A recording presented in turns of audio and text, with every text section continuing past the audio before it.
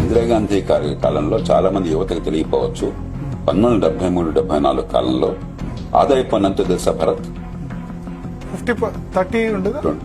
2 లక్షల రూపాయల ఆదాయం దాటితే ఆ పైన వచ్చే ప్రతి ₹1,00,000కి జాగ్రత్తగా వినండి, 97,750 ఆదాయ పన్ను.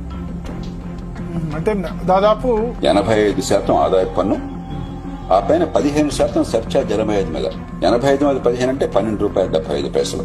అంటే ప్రతి ₹100 ఆదాయానికి ₹97.75 మీరు పన్నుగా పెడితే ఆ పన్ను డబ్బుల వల్ల మనకేమి ప్రయోజనం రాకపోతే, ఎక్కడ చూసినా అవినీతి ఉంటే, రాజ్యం అనుమతి లేకుండా తుమ్మడానికి కూడా వీలు లేకుండా, దగ్గడానికి కూడా వీలు లేకుండా ఉంటే, ఆర్థికంగా స్వేచ్ఛ లేకుండా, పోటీ లేకుండా ఉంటే ఏమైంది?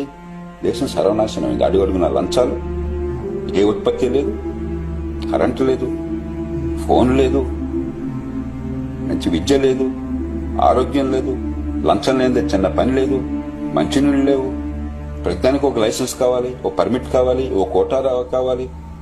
ఈ దేశ ఆర్థిక వ్యవస్థని పూర్తిగా సర్వనాశనం చేసిన మన ప్రభుత్వాల విధానాలు.